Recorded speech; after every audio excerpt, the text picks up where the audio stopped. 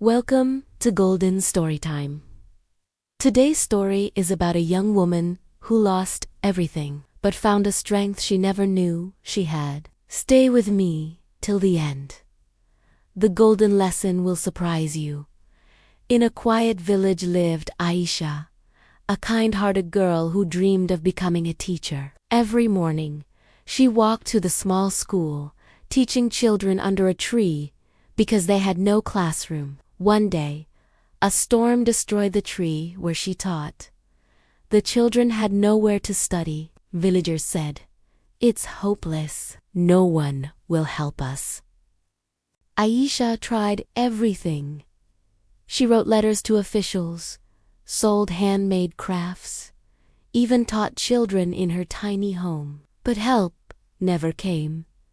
Doubts filled her heart. Intermission. Let's pause here. If this story touches your heart, hit the like button and subscribe. Because after the break, you'll see how Aisha turns her struggle into something powerful. One evening, a traveler passed through the village. He saw Aisha teaching children by lantern light and asked, "Why don't you give up?" Aisha smiled because their future is my future. Inspired, the traveler shared her story online. Weeks later, strangers arrived with books, supplies, and funds. The entire village gathered as bricks were laid for the first proper classroom.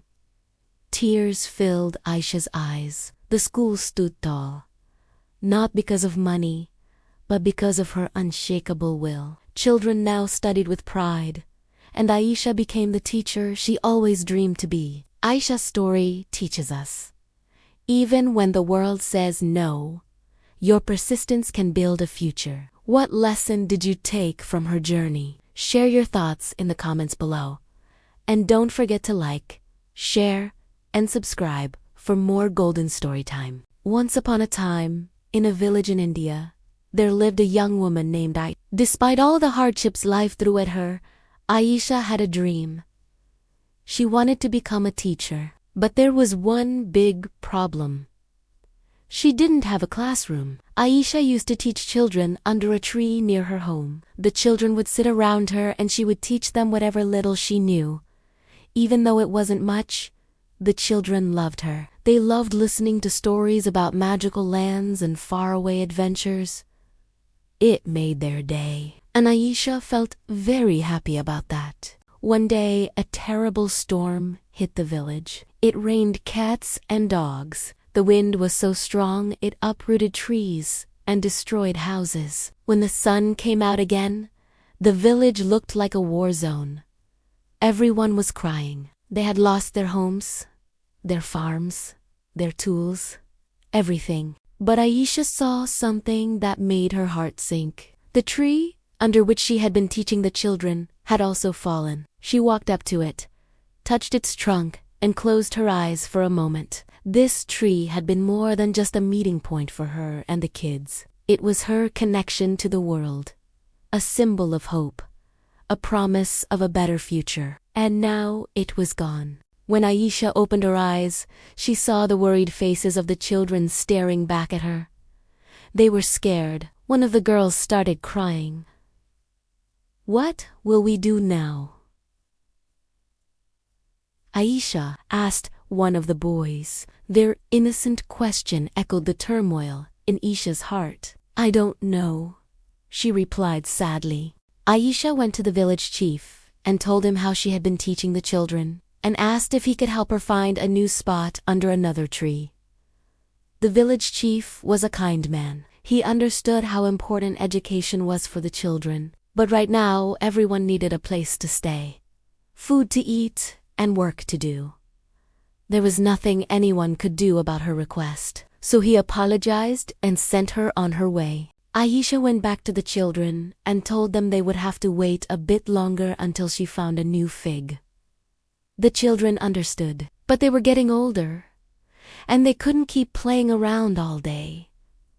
They needed to learn. Aisha knew this, so she decided to visit the city. Maybe there, she would be able to get some help. But when she got there, she realized how big the world really was. There were huge buildings everywhere, noisy streets, and millions of people. For a moment, the city felt more like a maze than a place full of opportunities. Aisha went to an NGO and explained her situation. She said how she was teaching children who had lost everything, and she asked if they could help her build a small hut so she could continue teaching them. The woman at the desk was nice, but she shook her head.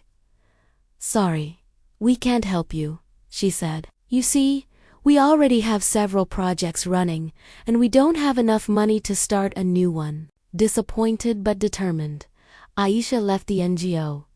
She knew she couldn't give up. If she did, those children wouldn't have a future. Then she saw an ad on a wall. It said, "Do you want to learn English? Do you want a better job? Call this number." Maybe she could teach English, Aisha thought. So she called the number. A woman picked up. "Hello, I saw your ad on the wall, and I wanted to ask if you needed any teachers," Aisha said. "Oh, we don't need any teachers right now," the woman said. "Thank you anyway." Aisha wanted to say something, but the woman hung up. Aisha felt tears stinging her eyes, but she blinked them away. She couldn't give up. Not now. She still had the children waiting for her, hoping she would find a solution. Suddenly, she remembered the traveler. He often visited the village. He always sat under that same tree and listened to her stories. He seemed to love learning and was always asking questions. Maybe he could help her, she thought. But then she dismissed the idea. What could he possibly do? The next day, the traveler came to the village again. He was sitting under the tree as usual, but now he was alone. The tree was gone, and Aisha sat down next to him. "I'm sorry," she said. "This tree is gone. The children and I can't teach or play here anymore." The traveler looked at her for a moment. "How can I help you?" he finally asked. Aisha hesitated. How could she explain what she needed without sounding selfish? But the traveler insisted. And eventually, she told him about her dream of building a school. She told him about the children, about her struggle to find a place to teach them, and about all the times she had failed. By the end, her voice was shaking. She was afraid he would think she was crazy or ungrateful. The traveler listened patiently. When she was done, he stayed silent for a while. "I've been thinking about this for a long time," he finally said. "And I believe you are doing a great job. You give these children hope and teach them how beautiful the world can be. That is priceless. No one can ever take that away from you." Aisha blushed. "Thank you," she said, but the traveler wasn't finished. "I think it's time someone helped you," he continued. "Tell me, how much money do you need to build that school?" Aisha hesitated. She didn't want to ask for money, but she knew she had to do it. "We don't need much," she said. "Maybe 20,000 rupees, but we could also make do with less." The traveler nodded. "Then let's make it happen," he said. He took out his phone and called someone. Aisha watched him, not knowing what to say. The traveler hung up and turned to her. "Don't worry," he said, smiling. "Everything will be fine. In a few weeks, you'll be opening your own school." And that's exactly what happened. With the help of the traveler, Aisha managed to raise 30,000 rupees. It wasn't easy. At first, no one wanted to donate money. They said they had too many expenses already. But then the traveler started telling people Aisha's story, and soon enough, people started donating money. They gave whatever they could. Some 50 rupees, some 100, some 500. And by the end, Aisha had raised enough money to build her school. It wasn't much to look at, but it was enough to teach the children in. And for Aisha, it meant everything. On the day of the inauguration, The traveler came to the school and stood next to Aisha. He was giving a speech. "Today is a special day," he said. "Today, we are not just inaugurating a school. We are celebrating the human spirit. We are celebrating the courage of one young woman who dared to dream." Aisha blushed. But the traveler wasn't finished yet. Aisha showed us that even when everything seems lost, there is always hope. All you need to do is look for it. Just like Aisha never gave up on her dream, we should never give up on our hopes and dreams, no matter how difficult they may seem. Aisha's story is an inspiration to all of us, and I am honored to have been a part of it. After the speech, the traveler handed Aisha a bouquet of flowers.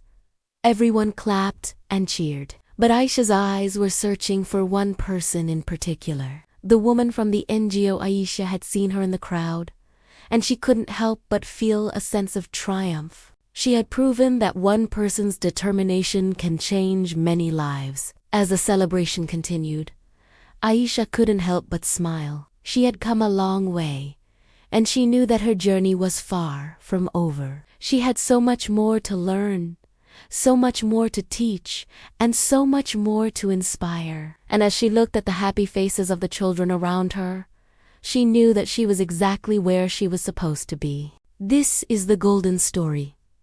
Thank you for watching, and remember, no matter how difficult things may seem, never give up on your dreams. Your determination can change not only your life, but also the lives of others. Until next time, stay curious and keep dreaming big.